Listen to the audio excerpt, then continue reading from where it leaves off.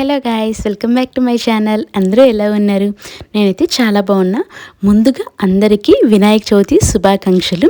ఈ సంవత్సరం వినాయక చవితి అందరూ బాగా జరుపుకోవాలని, ఆ వినాయకుని ఆశీస్సులు అందరూ పొందాలని కోరుకుంటున్నాను. వినాయక చవితి సందర్భంగా ఒక చిన్న వ్లాగ్ అయితే పెడదాం అనుకున్నాను, మీరు కూడా చూస్తారు కదా అని. సో ఈ వ్లాగ్ని తప్పకుండా చూడండి అండ్ వెళ్ళేటప్పుడు ఒక చిన్న లైక్ కూడా చేయండి. ఇంకా వ్లాగ్ అయితే స్టార్ట్ చేసేద్దాం. మరి ముందుగా వినాయక చవితి అంటే ఎన్నో వస్తువులు తెచ్చుకోవాల్సి ఉంటుంది. వినాయకుడి పూజకి పాల వెల్లని, గొడుగులని, ఫ్రూట్స్ అని, ఇంకా పత్రి సామానం ఇలా చాలా తెచ్చుకోవాలి ఉంటుంది. ఇంకా ఫస్ట్ మేము ఆ తయారీలోనే ఉన్నాము. మేము సెంటర్కి వెళ్ళామన్నమాట. యాక్చువల్లీ ఆ రోజు బాగా వర్షం పడింది, అసలు ఖాళీ లేదు. ఆ వర్షంలో కూడా చాలామంది భక్తులు వాళ్ళ వినాయకునికి పూజించుకోవడానికి కావాల్సిన వస్తువులన్నీ తీసుకువెళ్తున్నారు. మేము అలాగే ఆ వర్షంలో పడి వెళ్ళి వస్తువులు అయితే తెచ్చుకున్నాము. కొంచెం ఆ రోజు వర్షం లేకుండా ఉంటే బాగుండేది అనిపించింది, బట్ ఫుల్ వర్షం కురుస్తూనే ఉందన్నమాట. ట్రాఫిక్ రోడ్ అంతా అస్సలు ఖాళీ లేదు. అయినా సరే చాలామంది వచ్చి వస్తువులు అయితే తీసుకువెళ్తున్నారు. ఇంకా మేము కూడా మాకు కావాల్సిన వస్తువులు అయితే తీసుకున్నాము. మాకు ఇలా సైడ్స్ ఇలా పత్రి అవన్నీ ఒక పక్కన పెట్టి అమ్ముతూ ఉంటారన్నమాట. ఏం కావాలన్నా ఒకే చోటన దొరుకుతూ ఉంటాయి. సో ఒక రోడ్డుకి వెళ్తే బారున అన్నీ ఉంటాయి అన్నమాట. సో మనకు కావాల్సిన వస్తువులు అయితే తీసుకోవచ్చు. నాకు కావాల్సిన వస్తువులు పాలవెల్లి, ఫ్రూట్స్, పత్రి ఇలా అన్ని రకాల వస్తువులు అయితే తీసుకున్నాము.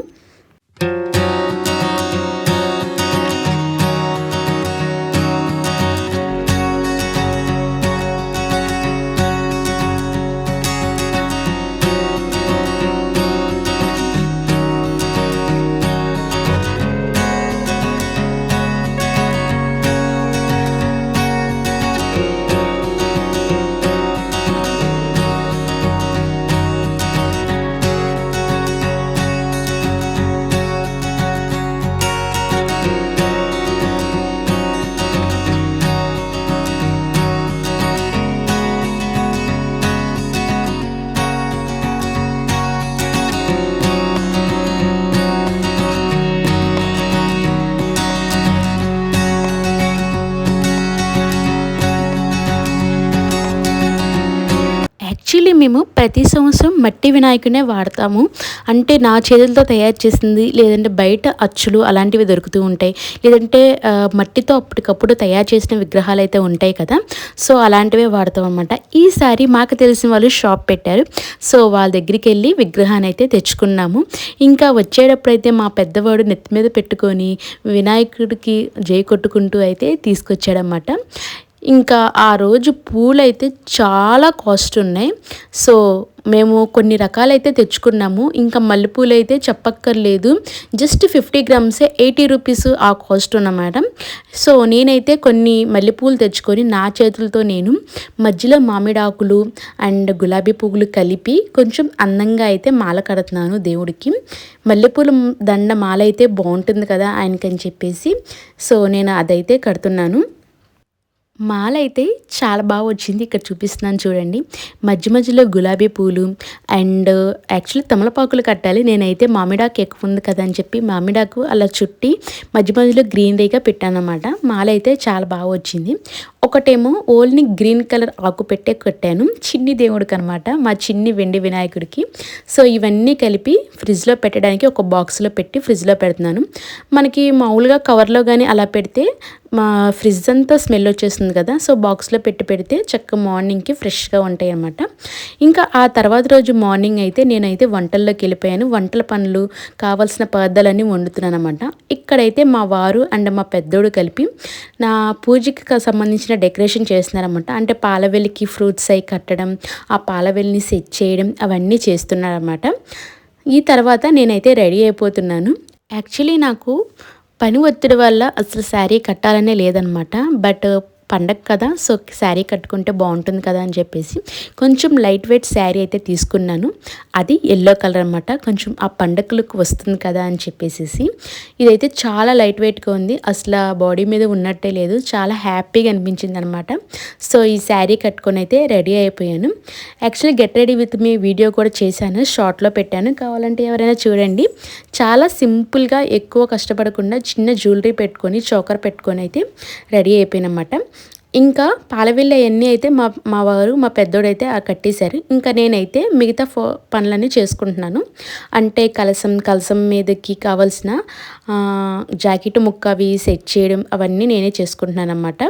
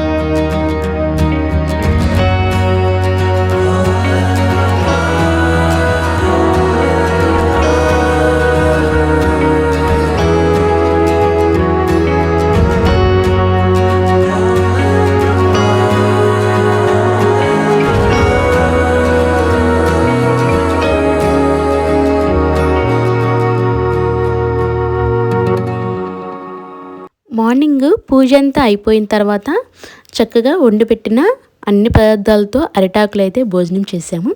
ఇంకా సాయంత్రం అయితే స్నానం చేసి ఆ దేవుడికి మరొకసారి దీపారాధన చేసుకొని బయటకైతే వచ్చామన్నమాట.